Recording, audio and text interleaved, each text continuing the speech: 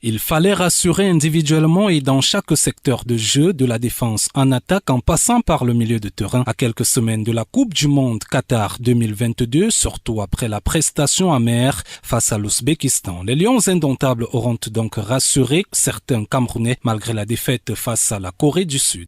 Contrairement au match passé, les Lions se sont bien sortis.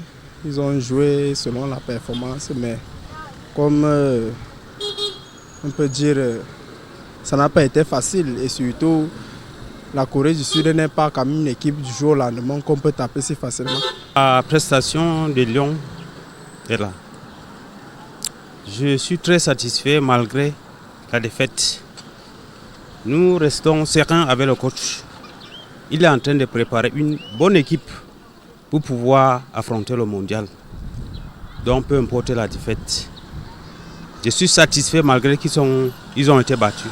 Une défense beaucoup moins poreuse, plus appliquée, un milieu de terrain un peu plus entreprenant et un compartiment offensif dans la percussion malgré quelques ratés. Si la plupart des supporters des Lions indomptables du Cameroun saluent la prestation un peu plus aboutie de l'équipe, d'autres par contre sont moins rassurés et déplorent le jeu approximatif des quintuples champions d'Afrique. Les Lions montent dessus en attaque parce qu'on n'a pas de finisseur. Et au milieu, on n'avait pas nos milieux de terrain et les autres. Donc ils m'ont déçu. Vraiment, ce match-là, j'ai bien commencé à voir, mais ces gars découragent trop. Pour moi, vraiment, on doit mettre beaucoup de joueurs au banc. Chercher les petits qui veulent jouer. Que d'organiser les matchs contre des vraies nations, mieux ils commencent à jouer contre les gars de Coton Sport.